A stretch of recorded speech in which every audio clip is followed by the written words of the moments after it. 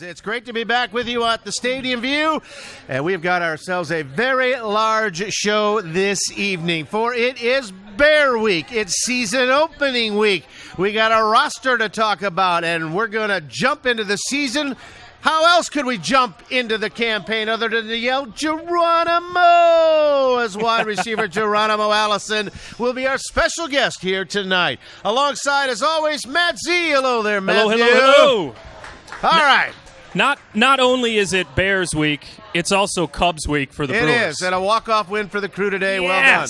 Go Brewers. My man, Yelich. Yes. Very pumped. Unbelievable player. Great player. It's a great week to be against the city of Chicago, for sure. It is indeed, no question about it. And the Pack hopefully will do their part Sunday night.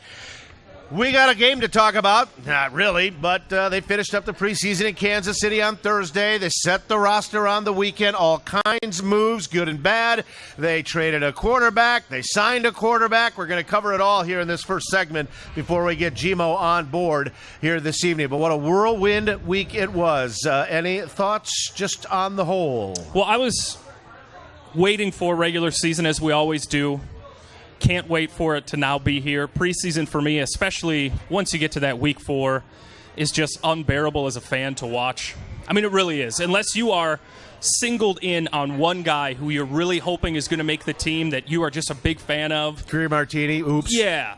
Other than that sort of thing as a fan, it's just like, all right, get this thing over. No serious injuries. Can we just make the cuts? Can we get to next weekend? Can we play football? All right. Any other? Now, you mentioned Greer Martini. I know you were a fan of his. Yeah. Anybody else shock you? Any surprises? No, with the not cuts? really. Not really. We'll get into the cuts a little bit. I want to go back to the game. We'll talk about the rest of the week that was. Sure. And we'll hear some comments that were made by participants over the last, really up until today, as a matter of fact, when we met with Mike McCarthy and we saw the guys for the first time since the roster was in place. So, as we do usually on a Monday after a Sunday game, and we will next week, but let's go back to last Thursday. The Packers dropped the finale to Kansas City 33-21.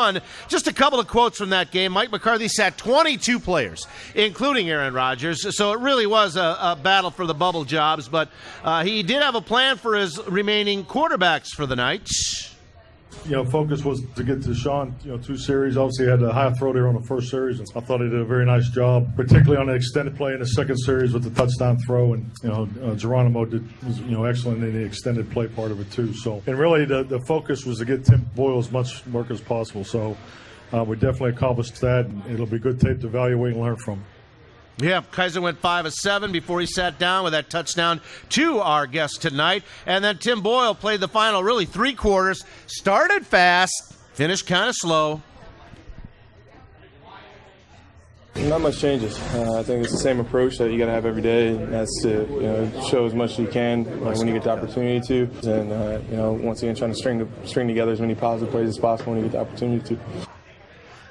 There you go. Was that the right one? Hard to hear. I'll be honest, I can't hear the soundbite smart. All right, but anyway, Boyle did start. Sorry, let's skip ahead to the real quarterback news of the week. If you can't, Kyle, get 34 loaded, ready to go. And that started Wednesday morning when before they even left for Kansas City, when GM Brian Gutekunst traded Brett Hundley to Seattle for a 6th-round pick next year. It's tough to see someone like Brett leave. He's been a pro's pro, and he's developed very well in the system. I just think that as we move forward, I thought the ability to acquire a pick and also just I think both Deshaun and Tim's level of play have kind of, have made that, to have 3 quarterbacks behind Aaron that you all feel, comfortable being in that backup. It made it easier to make that move. It was becoming apparent, Z, that they're probably going to have 4 to choose from, right, rather than the 3 that stayed. And to be honest, I was surprised they got something for Hundley. And so if they got something for him, trade him. Right. A year left on his contract. Kaiser's a couple of years younger and probably very similar athletic ability, maybe more of an upside. Time will tell on that. But they got something for Hundley. Not surprised at all. I mean, the season that he had last year, and he's always looking good in the preseason, looked good again in the preseason, but it was time. And hours later, after that deal was made, Aaron Rodgers became the highest-paid player in NFL history. The 4-year extension, $134 million, average per year, $33.5 million. He'll make $80 million by next March. He wanted it to be a partnership with the Packers, and he believes that was accomplished. I think so. When you're talking about this type of financial investment, things are have to change, I think, naturally anyway. The team is investing heavily in me, putting a lot of faith and trust in my continued play. And I have to, in turn, put trust in the team that they will continue to do everything possible to promote, the same type of culture that we've had here and a winning environment, and give, the players and the coaches the tools necessary to achieve those goals. Because when we win, everybody wins. The players, the coaches, the organization, and that's how you create a winning culture. So it does feel good knowing that my future is going to be in Green Bay. And, when I went in to sign my deal, it was nice to have not only Russ in there, but Brian and Mark to kind of celebrate knowing I'm going to be here for what looks like, my career. It better be his career. When the contract expires, he'll be 40 at 2023, and then it will maybe be a one-year deal after that if he's still alive and playing. You knew a deal like this was coming. Unbelievable deal. It was just, what is that ultimate end number going to be? Mark Murphy talked about it. Gutekunst talked about it. Rodgers has talked about it. They all wanted him to be the highest-paid quarterback. I mean, after Ryan and Stafford, the contracts those guys were getting, and then Cousins, you just knew that he was going to be 30-plus. It was how far beyond 30 was it going to go, and it's 33.5. And everything I've read about how it is structured is it's still going to give the Packers some flexibility moving forward this year and even beyond. Time will tell on that, but they didn't want to shell out another $140 million for a linebacker in Oakland who wound up in Chicago. That would have been tough. Anyway, back to Gutekunst, who got his franchise player locked up. Aaron is a rare player. He has been since he really, took over the reins here, and his level of play has been certainly, at the highest level, and it continues to be. He better keep playing at the highest level to make that investment pay off. Well, look, Rodgers doesn't look like he's slowing down at all. It's just when he's healthy, he's at top of his game. It's if he gets nicked up, then you really start going, well, why do we give him this money? But right now he's healthy and ready to go. Yeah, no question about it. Finally, one more from the GM. On Sunday, he met with us at Lambeau to talk about working through his first roster cut as the boss. I've obviously been through the process many times before. Obviously, our process hasn't changed much, but it was. I thought it was really lively. I think it was really working with our guys and coach and getting to kind of the final answers and stuff. I thought it was great. It was again, this is never an easy time because you're telling some really good football players and guys who work really hard, that you're having to move on. But at the same time, I thought the process was good. They got it done, and it took a little longer. In fact, they were still making moves as of today. But among the headlining cuts, obviously Vince Beagle, that got a lot of attention. Dimitri Goodson, Josh Hawkins, Donatello Brown, all of the defensive backs that had to be on the field late last season. I knew that was coming with all of the kids. They cut both fullbacks, Aaron Ripkowski and Joe Carriage. No fullbacks. They only had 2 running backs on the roster until today, as a matter of fact. I wonder how many other rosters, and we haven't gone through and looked at all 30-plus teams, but how many other rosters carry no fullbacks? They've been an endangered species in the NFL for years now, extinct in Green Bay. And you can run your tight ends as fullbacks in your goal line packages, things like that. And I think that's how Robert Tonyan made it as the 4th tight end. Or an extra lineman. Yeah. You see that a lot, too. And again, all right, so they added a bunch of guys that were cut under their practice squad, and today they signed linebacker Corey Toomer, who's bounced around with several teams over 5 years in the league. Played with the Chargers, he played with the Raiders, Cowboys, Seahawks, so he jumps into the fray. Jake Kumaro goes on injured reserve after the 53. Jake made the roster, one of 8 receivers to make the roster, and now on IR he'll be eligible to return after week 8 with that shoulder stinger. And they have added a 3rd running back now. Darius Jackson was claimed off the Cowboys cut list off waivers, and to make room for Jackson, who will run behind Ty Montgomery and Jamal Williams, they put Herb Waters on waivers. Too bad about Kumaro because that was a self-inflicted wound. Yes, silly. Stay on your feet.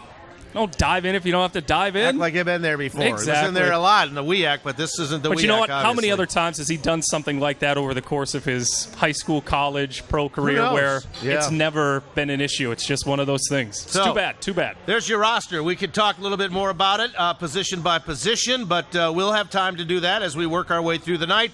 And again, the trade they didn't make sure got a lot of attention. Khalil Mack, they were in the running. They had discussions with Reggie McKenzie and Mark Davis with the Raiders, but he winds up with the Bears as Chicago gets Khalil and a second-round pick in 2020 and a conditional fifth for the number one next year, the number one the year after, a sixth in 19, a third in 2020, and 6 years, $141 million.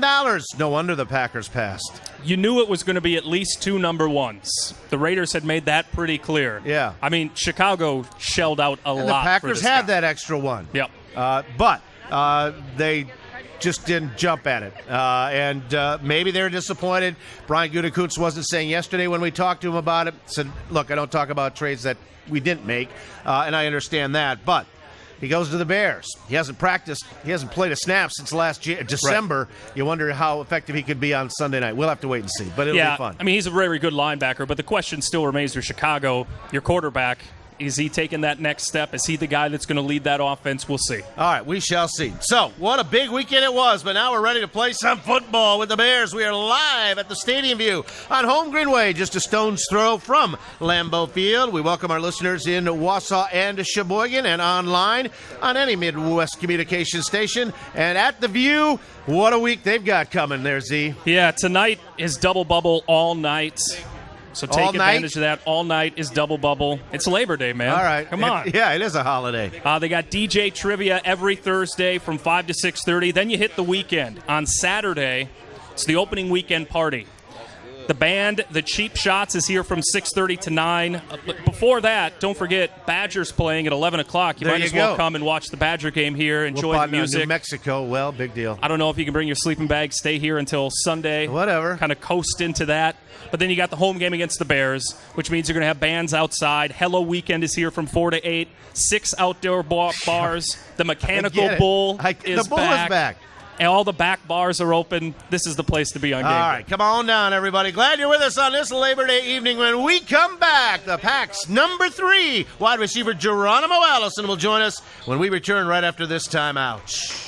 We now return you to the 5th quarter, live from the Stadium View Bar and Grill. All right, here we go. Here are Mark Daniels and Matt Z. All right, welcome back, everybody. It's Bear Week. Packers and Chicago Bears will kick it off Sunday night at Lambeau Field. And it is a pleasure to welcome as our guest here. He's batting leadoff. He's playing wide receiver. He wears number 81 from the University of Illinois. Please welcome everybody, Geronimo Allison to the 5th quarter. Good evening. Good evening. Thank you for How's that having for a me. little Labor Day love? Good evening. Thank you. How are you, G-Mo? I'm doing good. Doing good. Labor Nice. Day, good days of work, and now I'm here spending my afternoon with you guys. All right, well done. Appreciate it. Nice grabbing KC. Yeah, definitely. Wanted to get off to a fast start. Definitely came out and kind of turned the ball over first drive, and then came back and got down there in the red zone and wanted to punch it in. Every day, you guys practice extended plays. Now, that wasn't a Rodgers run around forever extended play, but it was an extended play. I can honestly tell you it was the timing of my reaction timing was as if Aaron was in there. Really? I probably did kind of react kind of fast, but Kaiser kind of seen it, pointed me out deep, and we made it happen. No kidding. Your route was 10, 15 yards, and all of a sudden you say, this isn't going to be on time. Right. And so you could realize you had the DB peeking towards the QB, gone, right? Right. Just jump behind him. Yep. And when I initially took off and I felt him kind of late to react, I just knew to just get deep, and I wanted to put the ball in the air quick. And I kind of feel the safety running over there, but I feel like we had good timing, and it worked out well. Came out with a touchdown. Yes, it worked out very well. Won't be the last we hear from that one, but well done. And off to another good. Mike McCarthy just has been singing your praises all camp, Geronimo, and I know this was an important camp for you, obviously, when what took place in the offseason with Jordy Nelson. Let go, sign with the Raiders. You take up his spot, now number 3 with Randall Cobb and Devontae Adams. How did that, if at all, change your mindset about how you came into this 2018 training camp? Definitely. I came in as an experienced veteran. So my approach going into camp was to, one, control what I could control, and that was my actions, making plays, going out there day by day, preparing mentally, physically, and spiritually, and going out there and executing my job. And then also, as a veteran in the room, was to making sure that the young guys knew their assignments, also being out there, getting reps with Aaron, and also just being extended coaching staff. The guys will ask questions. Sometimes Randall might be in a conversation with Devontae about something, or in a conversation with Aaron, and the guys will come to me and want to know a different signal or a different play, or making sure that they're thinking properly as if they need to when they're out there. So I kind of help them in a sense of being a big brother in a way, but also a young guy that's experienced. I was going to say, we were laughing last week talking about that. You're kind of stuck in the middle. You're not an old guy. Right. And you're not a rookie. Right. You're kind of right in the middle, but then again, you're the third most experienced receiver here. Yeah, I think it helps being mature, going through different journeys in life, getting me to this point, and being confident in my skill set. Not knowing that anything that I can't control, but knowing that I'm gonna go out there, I'm gonna make plays, but I could still get these guys prepared to go out there and execute their job, but not fear mine. As of today, it went from 8 to 7, but 8 receivers made the final 53, Geronimo. Definitely. I told you guys the room was deep. We got a lot of talent in that room. The young guys are well advanced. The rookies, they've picked up the playbook in a timely manner, but they're also making plays. They have tremendous speed, talent. They're making plays, they're catching the football, and Aaron likes them. Yeah, he's liked them right from the start. We're talking the 3 draft choices all made it: Jamon Moore, Marquez Valdez-Scantling, and Equiminius St. Brown. You 3, the starting 3, and then Trevor Davis snuck in under the wire. I don't think there was much doubt about that with his return ability. And even Kumaro, made it until that shoulder injury just put him on IR today for 8 weeks. But that's unbelievable. We're going to see the 7 receiver set here against the Bears. Trot it out. Spread them out. Coach don't like us getting too much into the game plan, but the guys, they're prepared. They're going to be prepared mentally, physically, and ready to go out there and help win. That's why we put this roster together to get us to the Super Bowl. At the end of the day, everybody has one common goal. You know your role, you know your job. Do it to the best of your ability. All right, Geronimo Allison, our guest. Z, what do you got for him? What did Jordy Nelson mean to you on the field, in the locker room, off the field? Talk a little bit about that. First and foremost, he taught me how to be a pro, and it wasn't the conversations that we had, or the time that we spent together. It was how he went about his business. Just coming in every day, working consistently, having a routine, having a game plan, and going about it and not letting anything distract them. Definitely in meetings, he was intelligent with the game. So anything that he would be talking about in meetings, I sat in front of him. So I had my little notepad down, and sometimes I'll be writing down extra notes, different kind of hints and cues that help me trigger different things in my mind when I'm out there with Aaron and getting my opportunities. Do you feel a little bit more pressure now that there's higher expectations on you to perform in this offense? I'm seeing your name more in featured stories on SB Nation and Bleacher Report.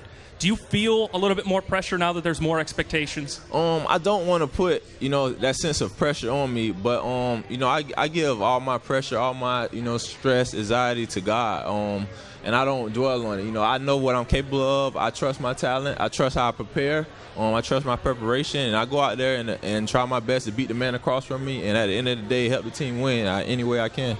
Have you set goals for yourself for this season? I know last year you had 23 catches, 200-plus yards. Mm-hmm. Do you set those sorts of goals for yourself? I want to hit this benchmark by then, that sort of thing? Definitely. I definitely set personal goals for myself. I think every player should. You should set goals for yourself in life, too. Just as something, you have something to strive towards. You're not just going with your day with no purpose. When you set goals, you give yourself a purpose for something to strive towards. So I definitely set personal goals for myself to strive for this season, and it's a team game. So I need the help of my teammates to achieve them. What are your goals for this season? One is to just execute my job any way any way, shape, or form I can. When the ball is thrown my way, at the end of the day, make that reception because it's helping the team. And far as stats, I have my personal goals set. And, what are they? Tell us. I have my number set. I don't want to, put them out there because they're personal to me. But like I said, I need help with my teammates. It starts up front, trickle down to the quarterback, and then on my end is holding up my end of the bargain and making a play. When we do that, all things as well, we're moving forward, scoring touchdowns, making our way down the stretch. I don't want to pick numbers either, Gmo, but I see career highs across the board. I mean, you got 35 in 2 seasons, couple of touchdowns, about 300-odd yards. You had a huge game in Cincinnati. The way this offense looks like it's going to be operating this year with Aaron and with Joe Philbin back, tight ends up the yin-yang, this is going to be a very high-octane, up-tempo, let's throw it around the yard a little bit offense. Yeah, that's what we're getting at. I would think that's what you're getting. That's exactly what we're getting at. We want to sling the ball around. We want to throw the ball downfield over defenders and go score touchdowns. And we can still pound the ground, too. We want the best of all worlds. That's what we strive for, to be balanced and attack. Any way we can attack you in any shape or form, that's what we're going to do. And that's how offense should be. And we're going to put up points, make it easy on our defense, and win ball games. All right, let's talk a little more about that when we get more in-depth about what we can expect from this Packer offense. Geronimo Allison is our guest tonight. We're going to take a break. When we come back, we'll start the fun and games segment of the show. The hot and cold plays are coming around the corner, and more with Gmo right after this timeout. All right, welcome back, everybody. Can we catch the next break? Thanks. We'll give you plenty of time here. Geronimo Allison is our guest tonight, getting ready for the Packers and the Bears. Sunday Night Football on NBC. That one is going to kick off at 7:20 p.m. Well, it's that time of the show where we look for a hot and a cold play from our friends at Robinson's. You know how it works. You guess the hot play of the day. You'll take home a prize tonight, and you'll also get qualified for our grand prize drawing at the end of the year for those indoor club seats for the Lions finale at Lambeau. All right, let's line them up, see if we can't get a contestant right out of the gate. Alex is up first. Alex, what's your guess? It's got to be Geronimo's 31-yard touchdown. You think? Rarely do we get the hot play and the playmaking guest on the show on the same night, but tonight we certainly do. Kaiser in the shotgun, Jones to his left. Snap to Kaiser looking downfield. Lots of time waiting. Lofts left side, Gmo out there. Touchdown! Geronimo Allison. Tremont Smith, the man beaten, and I mean he was beaten by a mile. 31-yard touchdown play, and the Packers within an extra point of getting this game tied. Well done, Wayne Larrabee on the call on the Packer Radio Network. Geronimo, our hot play winner tonight. Well done. Well done. And I hate to break this to Geronimo, but the rest of the season's all downhill now here for you because you just got the answer for a hot play on the fifth quarter. You cannot get a better award than that. I don't care if you catch 12 touchdowns this year. Your answer to a hot play. I appreciate that. I take that. And I run with it. Take that. Geronimo, your path was not unlike a couple of guys who made this roster. Tim Boyle, Alex Light, the undrafted guys that found a way, 4 of them on this roster this year.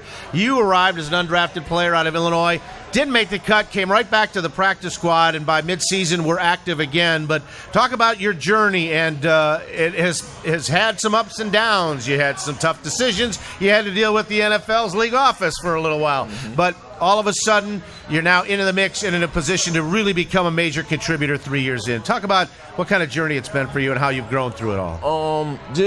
My personal journey is kind of what helped me shape me and get me to this point here today. Most importantly, all those experiences were experiences that I needed to go through, and is what God put in my journey. So going all the way back into high school, decisions that I made put me in a predicament to make and meet different people to help and guide me in the right direction. Thanking my high school coach, his wife, Miss Ann, with my tutoring, getting me to Iowa Western, going through JUCO ball, and figuring out, getting my grades together and buckling down with things that I had to go through, and making my way to Illinois, fighting through that, going through you know what I'm saying, position battles and different coaching changes. I had 2 different head coaches at Illinois. You had Zook there too, right? No, I missed Zook. You missed Zook? I missed Zook. Zook was gone before I got there, but I had Tim Bettman, Bill Cubitt. All right. So I had 2 different head coaches, and but it all shaped and built me to the, you know what I'm saying, the man that I am today. So different trials and tribulations that you go through in life, most importantly, you just take them head on and deal with them, fight through the adversity, and learn from it. And you talked about how the kids already in camp, you know, the rookies in particular at the wide receiver position, had to earn Aaron's trust. How do you go about doing that? You had to go through that, particularly last year, I think, when you finally started getting on the field. Most importantly, it's a consistency, and it's a pro, and how you attack your job, how you go about your job, and how you do it day after day and consistently. And when you're out there with him, he want to see a maturity about you also, and most importantly, making plays, and not just making one play and then, you know what I'm saying, you going unnoticed or unknown, but making plays on a consistent basis day after day. Somebody that did that was somebody like Jake, you know, right. And it shows. It shows. Everybody sees it. You catches everybody's eye, and when you do it on a consistent basis, your teammates trust you, coaches trust you, and you build trust with, most importantly, Aaron. And a big thing is it happened early. Cincinnati game, the big overtime catch, and that just had to give you all kind of confidence. Yeah. Finally. I think that was your moment, really. Well, I think hello, Geronimo. Definitely the Cincinnati game, but if you even go back to my rookie year when I first got activated off of the practice squad. First catch. My first catch was a touchdown on him in a scramble mode, under duress, under pressure, and I reacted how I was coached and trained to react. Exactly. And my first reception was a touchdown. So it starts in when you start off and when you prepare right, you know what I'm saying, you get the flow and you keep going with it. Yeah, he is rolling with it. See? Talk a little bit more about your role as a veteran now with the young wide receiving room. I mean, it's not like you're an old guy. Right. You're not an 8 or 9 year veteran, but you are a veteran among this group. Talk about your role, what your strengths are that you think in that role. My strengths as a young veteran is my experience playing, being out there with Aaron, kind of seeing how he thinks, how he acts, how he call plays when you're in the huddle. Because sometimes he's seeing the game through his mind and through his eyes, so things are different. So my experience of kind of give those guys a little insight of what to expect when you're out there, how to think, how to turn your switch on, because it's a faster game when you're out there. Aaron knows the entire offense, so all things are up. You know what I'm saying? You never know what he's going to think or check or get to, so you need to be prepared for all things. With a young wide receiver room, are you a guy that waits for the young guys to come to you to ask questions, or are you active in approaching them and, hey, this is how we do things, this is what you missed here? What kind of a leader are you? I lead. I've always been the type of guy to lead by example, kind of quiet, laid back, kind of in my own little zone bubble. So I watch guys, and I see how guys approach their day, go by day by day. I see their preparation. I see how they approach meetings. If guys are sitting down and coach is speaking, and I feel like it's something that I may need to write down, and I'm looking at a guy that may write it down, that may not write it down. Do he take his job serious? Do I approach him and coach him up? Or do I see a guy that is writing a note down? Now I could ask him maybe later, what note did you take down? Because it might be a point I may need, or it might be a point I could coach you up on. So different little things like that. I look at guys who take their job serious, and I can feel like I can help, and they take my advice seriously. Now, if you're a guy that kind of sits back, what have you picked up from watching a Devontae Adams, from watching a Randall Cobb, those types of guys? Most importantly, how they go about their business. How they kind of tune in to coaches, how they write different notes, how they prepare and how they practice. They practice at a high pace, at a high tempo. At times they take scout team reps. If those guys are out there taking scout team reps, why can't I?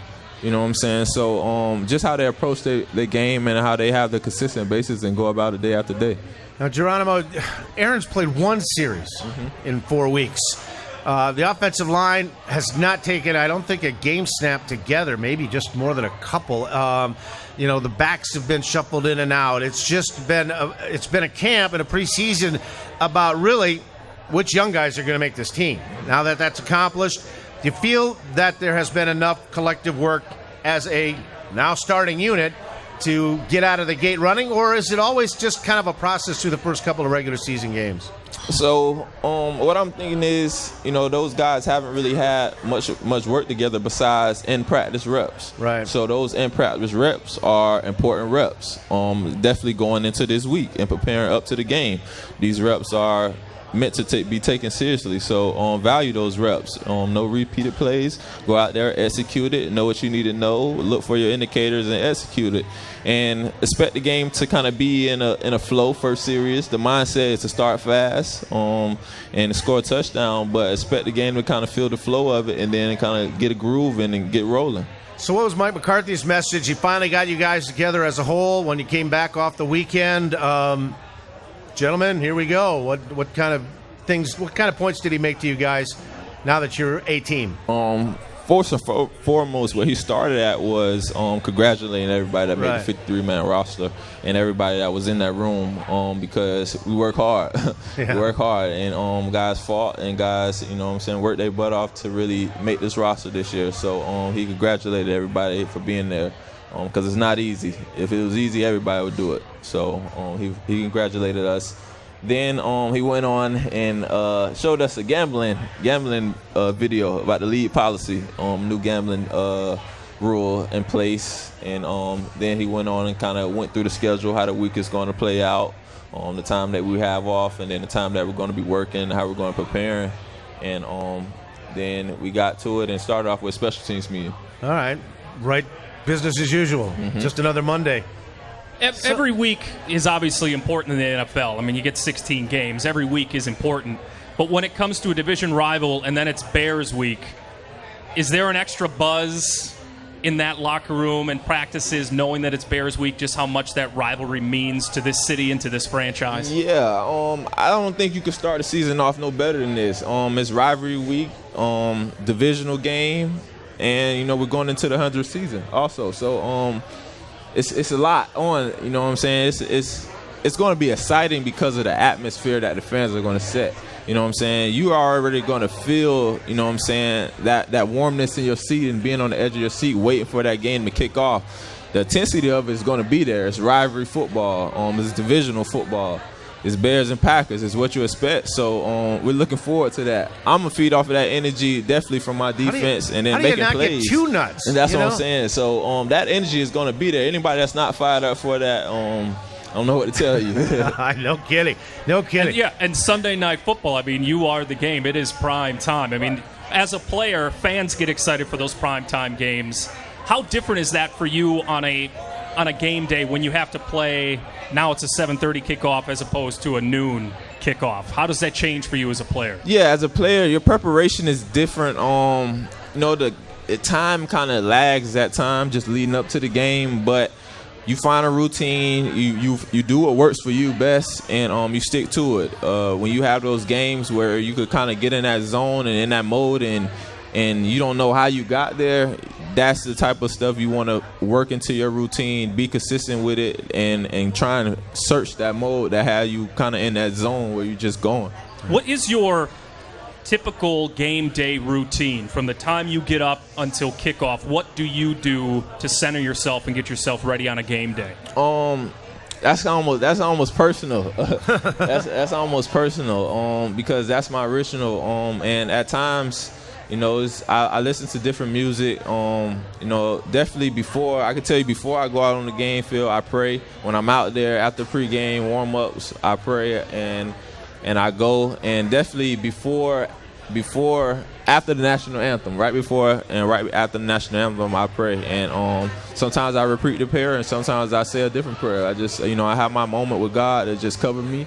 Because at times it can be a vicious game, and you never know when that snap is going to be your last snap. So you take it serious. I have my different routines that I do leading up to the game, but sometimes at times it varies. Are you a guy that's always the same breakfast? I'm always the same this. Oh, the superstitious sort? Is it that ritualized, superstition-wise?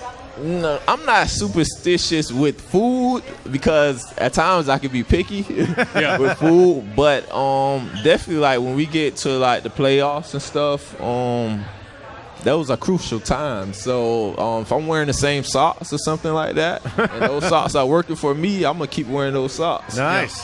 So I'm superstitious in that sense, but not on a daily routine. All right, we'll keep an eye on the Sox on Sunday night with Geronimo Allison. We got to take another break. When we come back, we'll zero in on the Bears a little bit more, talk some other news and notes with this Green Bay Packer team with Gmo, our special guest, live from the Stadium View. We'll be back with more right after this timeout. All right, thanks, everybody, and welcome back. Not much time left to get to it. Packers and Bears coming up on Sunday night. Geronimo Allison is our guest, and we got to finish up our fun and games department. We've had a hot play winner. Now we're looking for the cold play of the day from last Thursday night in Kansas City. See if we can't find a winner right out of the gate. Coldest play of the game. Gene, what's your guess? Boyle's pick six. Boyle's pick six. Yeah, it produced the final points of the preseason. Tim Boyle intercepted in the fourth quarter. Interception. There's the third of the night by the Chiefs defense. Julian is going to take it. Wow. That is the absolute worst call of a touchdown I've ever heard in my life. Yeah. That was from the Kansas City Chiefs television network. It was almost like high schoolish. It was unbelievable. Who intercepted? Did we ever find out? It was Mackin and Dorlian. God, you know. He was in camp here last year. Yeah, former teammate. Yeah, unfortunately. But, hey, you're in as our Coldplay winner. Who's our winner? That was Gene. Genie, way to go. Yes, the 30-yard pick six to close out the preseason. All right. Camp's long, isn't it? Yeah. Camp's tough. Yeah, it is. But it's not nearly as tough as it used to be. No. I mean, you had I couldn't imagine. 15 practices to the public, a couple of walkthroughs, a couple of other things. Thank the CBA, right? Yeah, definitely. The Players Union, I appreciate them. I thank them because back then it was tough.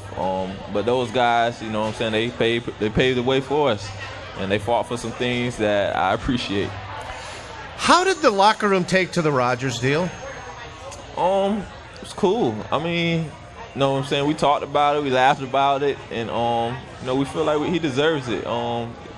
He's a Hall of Famer player, and that's what he deserves. He works for it. $134 million, Geronimo. That's a lot of money. That's a lot of money. That's an awful lot of money. That's a lot of money, but you know what I'm saying? I feel like he's gonna do the right thing with it. He strives for things like this. That's what you dream of. That's the hard work that you put in time after time, you know what I'm saying, for a long time. He's been playing this game a long time, dedicating his body for a long time. Right. Mentally, physically, spiritually for a long time. And to see that pay off for him, you know what I'm saying, that's a sigh of relief.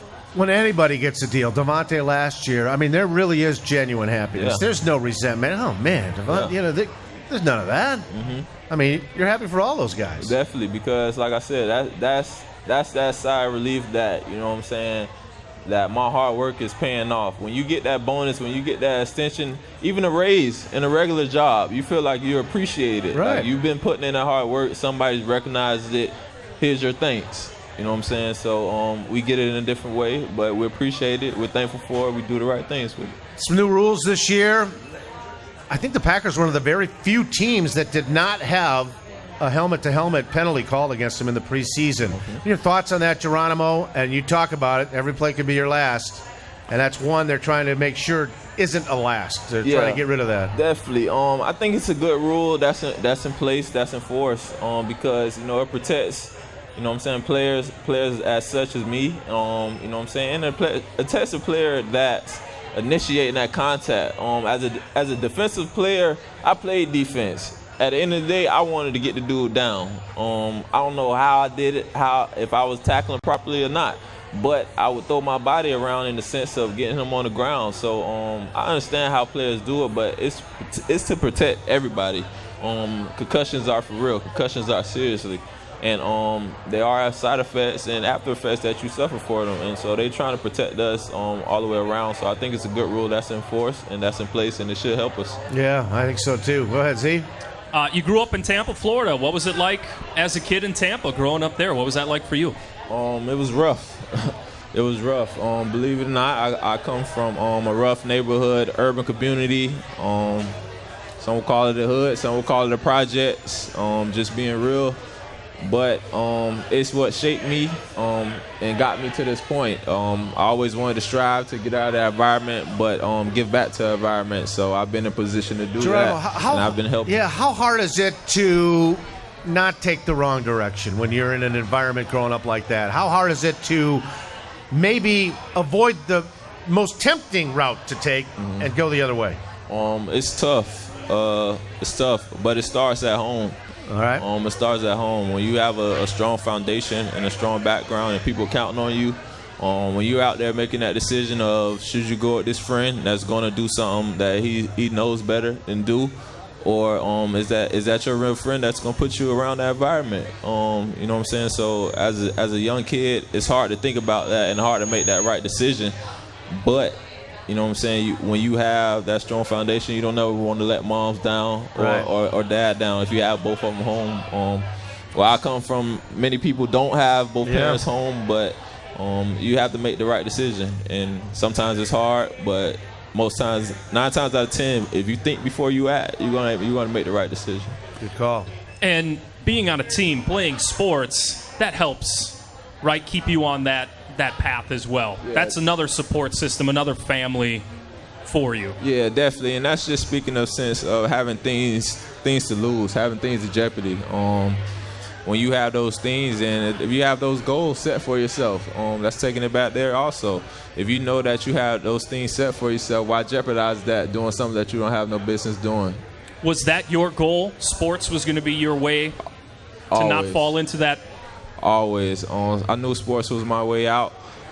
So once I figured it out with my grades, and I knew coming out of middle school I was talented.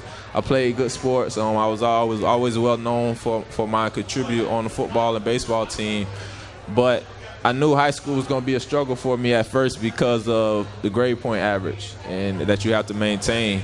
I felt like a 2.0 wasn't hard to maintain. I thought it was, you know what I'm saying, pretty easy. But when I got there, I realized it was challenging. And it was challenging for me because how I learned. So it took me a while to understand that all I had to do was ask for help. So once I matured and asked for help and got the proper tutoring that I need and the proper help, it helped mold me and shape me and get my academics together and got me to where I am today. You mentioned playing football and baseball.